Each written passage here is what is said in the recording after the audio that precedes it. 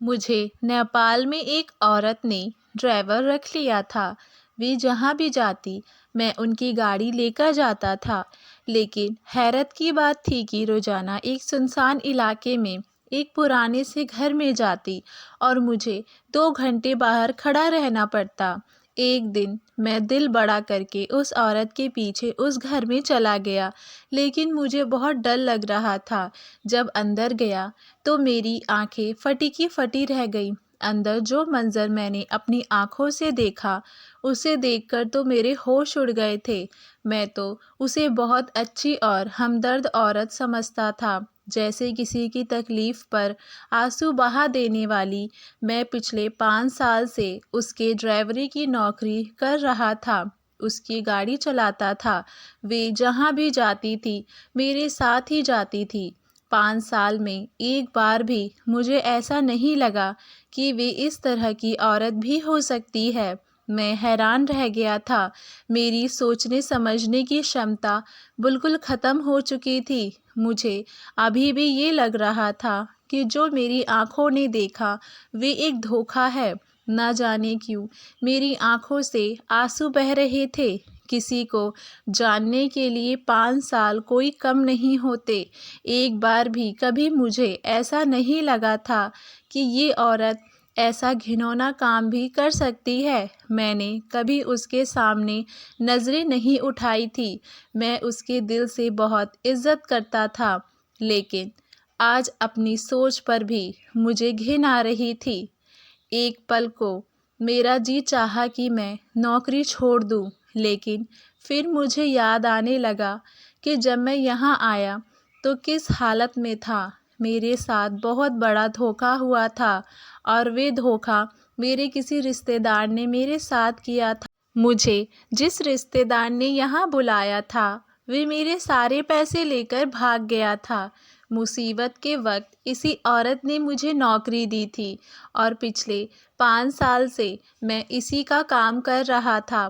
वे एक नेपाल की औरत थी और बहुत प्यार से बात करने वाली थी। मुझे यकीन नहीं हो रहा था कि वे किसी से ऐसे बात कर सकती है। तभी मुझे ख्याल आया कि वे औरत जो भी कर रही है, उससे मुझे क्या करना है। मैं तो नौकरी करता हूँ, अपनी मेहनत की सैलरी लेता हूँ, फिर मुझे क्या करना है कि वे क्या करती है क्या नहीं। मुझे आंखें बंद कर लेनी चाहिए, कानों में रुई डाल लेनी चाहिए, होठ सील लेने चाहिए, वरना अगर मैं हक के लिए आवाज़ उठाया तो मैं बेरोज़गार हो जाऊंगा। मेरे बच्चों की ज़रूरतें कौन पूरी करेगा। मैं सऊदी अरब से कर्जा लेकर नेपाल आया था। 5 सालों में आधे से ज़्यादा कर्जा उतार चुका था और 2 कमरे का पक्का मकान भी मेरी पत्नी खरीद चुकी थी। वे औरत मेरे साथ बहुत अच्छे से रहती थी। मुझे भी अपना काम ईमानदारी से करना चाहिए, क्योंकि वे तो मेरे साथ बिल्कुल ठीक थी। लेकिन ये तो मेरी खुदगर्ज़ सोच थी। मेरा दिल चीख-चीख कर मुझसे कह रहा था कि तुम जालिम हो, तुम कैसे हिंदू हो। हिंदू तो वे है जो गलत देखकर उसे हाथ से रोकते हैं।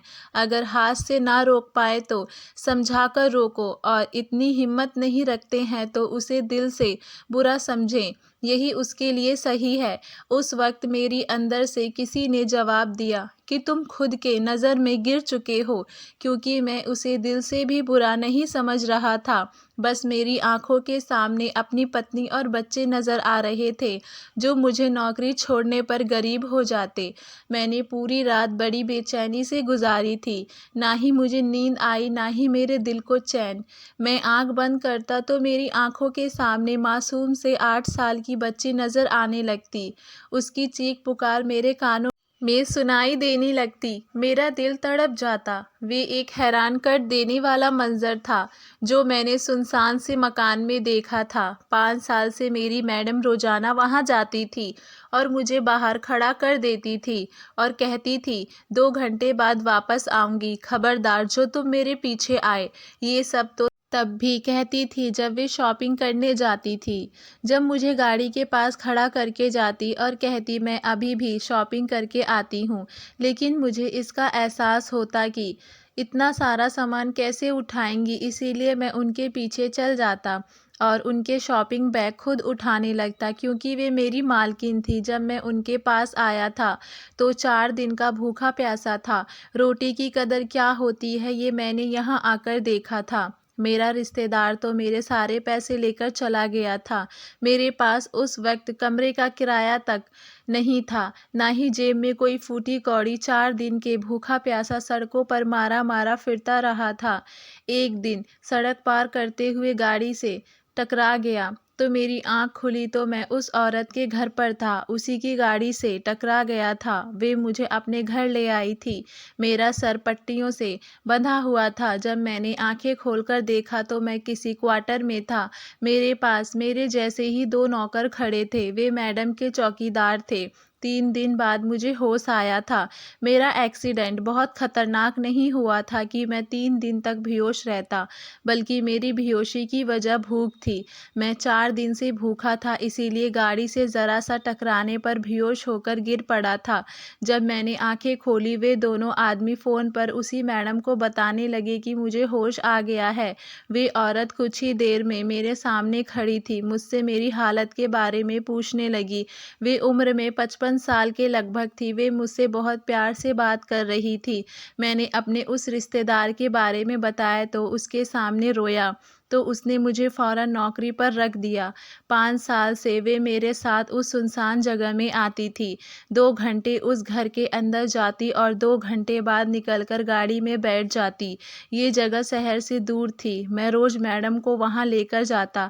हर बार मुझे मना करती कि मेरे पीछे मत आना। मेरे अंदर भी कभी-कभी ये ख़्याल आता कि आखिर इस सुनसान जगह में कौन ऐसा रहता है जिससे ये रोज़ाना मिलने आती है, 2 घंटे उनके पास बैठती है।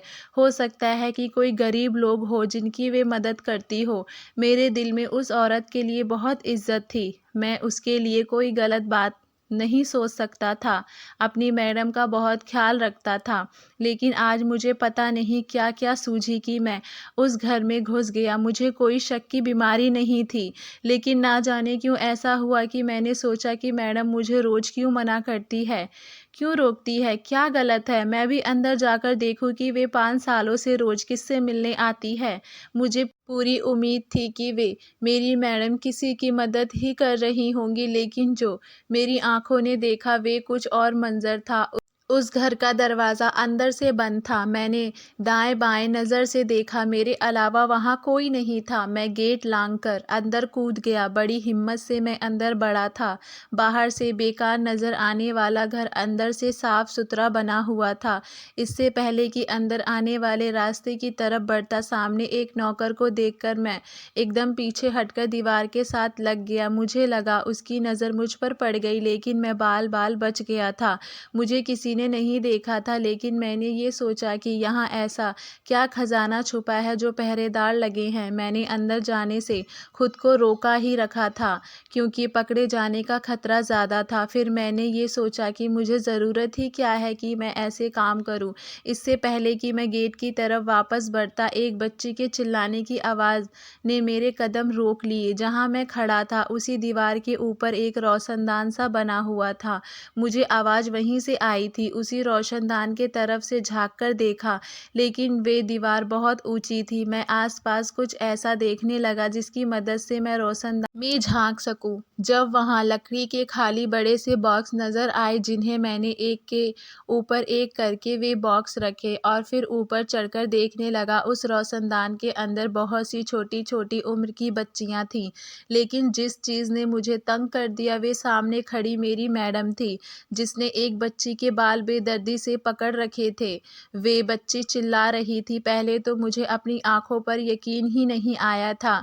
जो रूप मैं अपनी मैडम का देख रहा था वे बहुत डरावना था। वे बड़े गुस्से से उस मासूम सी बच्ची को देख रही थी और फिर बड़ी बेदर्दी से उसने उस बच्ची को पीछे से धक्का दिया। बड़ी ज़ोर से गिरी थी। वे रोते हुए मैडम के सामने माफ़िया माँग रही थी, लेकिन उन्होंने उस बेदर्दी से मारकर पीछे किया। मेरा दिल जैसे किसी ने मुट्ठी में ले लिया था। फिर जो मेरे कानों ने सुना वे सुनकर तो मेरे होश उड़ गए थे। मैं जल्दी से नीचे उतर आया और तेज कदम उठाते हुए बाहर का गेट टपक गाड़ी के सामने खड़ा हो गया। मुझे उस वक्त बहुत बुरी तरह चक्कर आ रहा था। मेरा दिल इस कदर ज़ोर से धड़क रहा था जैसे सीना चीरकर बाहर आ जाएगा। मैं इस कदर डर गया था कि मुझे अपनी हालत ख़राब होती महसूस हो रही थी। मैंने कभी नहीं सोचा कि मेरी मैडम का ये घिनौना रूप भी 2 घंटे बाद जब मैडम बाहर आई तो वे बहुत खुश थीं। किसी बात का कोई गुस्सा उनके चेहरे पर नहीं था, जो कुछ देर पहले मैंने देखा था, लेकिन मुझे उनका राज मालूम हो चुका था। मैं बहुत डर गया था। पहली बार गाड़ी चलाते हुए 2 बार गाड़ी मुझसे टकराते हुए बची थी। मैडम मुझसे कहने लगी, आज तुम्हें क्या हुआ है? तुम्हारी तबीयत तो ठीक है। मैं उनसे क्या कहता कि मैंने आज क्या देख लिया है। मैंने कहा, पता नहीं, बस मुझे चक्कर आ रहा है। ये कहकर मैं बहुत मुश्किल से उनको बंगले तक पहुंचाया था। वे मुझसे कहने लगी, तुम जाकर क्वार्टर में आराम करो। मैं सीधा क्वार्टर में चला गया। लेकिन आज मुझसे ना खाना खाया गया था, ना ही रात भर मुझे नींद आई थी। अगले दिन जो कुछ मेरे साथ हुआ, मुझसे उसकी कोई उम्मीद नहीं थी। मुझे मैडम ने बुलाया था और कहने लगी, यहाँ बैठ जाओ। मैं ज़मीन पर बैठ गया। सामने ही टीवी लगी थी। जैसे मैडम ने ऑन किया और मुझे सामने देखने का इशारा किया, सामने टीवी पर खुद को देखकर मेरे होश उड़ गए। कल की मेरी सारी वीडियो टीवी पर चल रही थी। मेरी तो हालत ख़राब हो गई थी। मैं नज़रें उठाने के लायक नहीं रहा था। मैंने सोचा भी नहीं था कि वहाँ कैमरे लगे होंगे जो मेरी हर हरकत नोट कर रहे होंगे। मेरी मैडम ने टीवी बंद कर दिया। मुझसे कहने लगी, जब मैंने तुम्हें मना किया था कि मेरा पीछा मत करना, तो फिर क्यों किया? तुम्हें ये जानने का ज़्यादा शौक था कि वहाँ क्या होता है? अब हो गई, तुम्हें तसल्ली, मिल गया तुम्हें सुकून। मैं उनके सामने शर्मिंदगी से गर्दन झुकाकर बैठा था। मैंने कहा, मुझसे गलती हो गई है, आप मुझे माफ़ कर दें। वे कहने लगी, मैं किसी को माफ़ नहीं करती। अब तुम मेरा राज जान गए हो, इसीलिए ये तुम्हारी भूल है कि मैं तुम्हें छोड़ दूंगी। मैडम का नया प्लान क्या था, मुझे सोचकर बेचैनी हो रही थी। वे मुझसे कहने लगी कि अब तक तुम अनजान थे, इसीलिए मैंने कभी तुम्हें वे काम नहीं करवाया जो अपने दूसरे नौकर से करवाती थी, लेकिन अब तुम मेरे इशारों पर चलोगे, वरना मैं तुम्हें मरवा दूंगी। ये सुनकर मेरी चेहरे की रंग उड़ गई। मैं उनके सामने अपने हाथ जोड़ने लगा कि मुझे माफ़ कर दें, मैं ऐसा कोई काम नहीं कर सकता। ये जुल्म है और मैं ये जुल्म कभी नहीं करूँगा। मेरे मना करने की देर थी कि मैडम ने अपने दूसरे गार्ड्स बुलाए और उन्हें इशारा किया कि मुझे एक कैद खाने में ले जाएं। उन्होंने मुझे वहां ले जाकर वहां बहुत मारा और उसी कैद खाने में बंद कर दिया। जो जुल्म वो लोग मुझसे करवाना चाहते थे, वे मैं किसी कीमत पर नहीं कर सकता था। मेरी नाक और मुंह से खून निकल रहा था। मुझे उन दोनों गार्ड्स ने बहुत मारा था। 3 दिन तक मुझे कुछ भी खाने को नहीं दिया गया था। बस मुझे बेहता से मारा। मुझे में इतनी हिम्मत भी नहीं थी कि मैं आंखें भी खोल पाता। जब मैडम मेरे पास आई, मेरे बालों को पकड़कर बड़ी ज़ोर से खींचा। मेरा बहुत बुरा हाल हो चुका था। मैं पानी पानी तड़पने लगा। वे मैडम हंसने लगी, कहने लगी, जब तक तुम मेरा काम करने पर राज़ी नहीं हो जाते, तुम्हें ना पानी मिलेगा ना ही कुछ खाने को मिलेगा। मैं उस वक्त प्यास की वजह से इतना बरहाल था कि शायद मर ही जाता। ये मेरी बेबसी की आखिरी हद थी। मैंने हामी भर ली। मैंने कहा, ठीक है, मैं आपका हर हुक्म मानूंगा, बस मुझे पानी दे दें। इंसान की ज़िंदगी बहुत कीमती होती है। तड़प तड़प के मरना बहुत बड़ा पाप होता है। मैंने 3 दिन उस कैद खाने में बड़ी मुश्किल से गुजारा था। मेरी हामी भरते ही वे औरत अपने गार्ड से कहने लगी कि उसे पानी पिलाओ और खूब पेट भर के खाना खिलाओ। कुछ ही देर में मेरे सामने पानी और चावल की प्लेट रख दी गई। मैं मुर्दा हालत में लेटा हुआ था, लेकिन खाने की खुशबू से मैंने हिम्मत करके उठकर बैठ गया। मैंने कांपते हाथों से पानी का जग पकड़ा और मुंह में लगाया, लेकिन मेरा हालत इस कदर ख़राब हो चुका था कि पानी का पहला घूंट बहुत मुश्किल से मेरे अंदर उतरा था। ज़मीन पर लेटने की वजह से मेरे हाथ में मिट्टी लग रहे थे। जख्म भी गंदे थे, लेकिन मुझे इतनी तेज़ भूख लगी थी कि मैं अपने गंदे हाथों से ही खाना खाने लगा। भूख इंसान से कुछ भी करवा सकता है। मैंने बड़ी बेबसी से उनसे हाँ किया था। रात का खाना खाकर मैं बड़ी गहरी नींद सोया था। सुबह मुझे उस कैद खाने से निकाला गया। मैंने नहा धोकर कपड़े पहने। मेरा शरीर अब भी दर्द में चूर था। मैं किसी हारे हुए खिलाड़ी की तरह उस मैडम के सामने सर झुकाए खड़ा था, जिसकी लाठी उसकी भैंस वाली कहानी थी। वे मुझसे कहने लगी कि अगर तुम मेरी बात पहले ही मान जाते तो कैद खाने में नहीं सड़ते। अब जाओ और तुम वही काम करो जो तुम्हें मेरे नौकर बताएंगे। मैं वहाँ से बाहर निकल गया। इस पर गाड़ी मैडम का कोई और ड्राइवर चला रहा था। मुझे उस सुनसान जगह के उसी घर में ले जाया गया। मुझे अंदर जाने को कहा गया। मैं गाड़ी से उतरकर उस घर में दाखिल हुआ। वहाँ के सिक्योरिटी गार्ड ने मुझे उस कमरे में भेज दिया जहाँ वे बच्चियाँ कैद की गई थीं। जब मैं वहाँ पहुँचा तो वे बच्ची मुझे देखकर डर गई। उनकी आंखों में अपने लिए डर देखकर मैं समझ गया था कि उनके साथ यहाँ किस किस्म का जुल्म हो रहा है। लेकिन मैं कौन सा उनका दोस्त बनकर आया था। मुझे भी उन पर बेरहम बनने का हुक्म दिया गया था। मुझे वहाँ से एक बच्ची को लेकर जाना था। अब मैं उन सबके चेहरे को देखने लगा कि किस लड़की के साथ इतना बड़ा जुल्म करूं। सब बच्चियां बहुत मासूम थी। मेरा दिल तड़प रहा था। सऊदी अरब में मेरी बच्ची भी इन बच्चियों की उम्र की थी। मैं फैसला नहीं कर पा रहा था कि किस बच्चे को इस जुल्म के लिए ले जाऊं। ये फैसला मेरे लिए बहुत मुश्किल था, क्योंकि मैं जालिम नहीं था, हाँ लाचार और मजबूर ज़रूर था। मेरा पासपोर्ट और सारे कागजात उस औरत के पास थे और अगर मैं उनकी बात ना मानता तो मैं मारा जाता। मैंने अपनी आंखें ज़ोर से बंद की और उन लड़कियों के पास गया। बंद आंखों से ही मैंने एक लड़की का हाथ पकड़ा और उसे बाहर ले गया। कुछ कमरे छोड़कर एक कमरा मौजूद था। मैं उस लड़की को वहां लेकर गया। वे बेचारी चिल्ला चिल्ला कर रो रही थी। वे कह रही थी, अंकल मुझे छोड़ दो, मेरे साथ ऐसा मत करो। मैंने तुम्हारा क्या बिगाड़ा है। मेरे हाथों की पकड़ धीमी पड़ गई। वे सच कह रही थी। उस मासूम ने तो मेरा कुछ भी नहीं बिगाड़ा था। लेकिन अगर मैं ये जुल्म ना करता तो मेरे साथ बुरा व्यवहार किया जाता।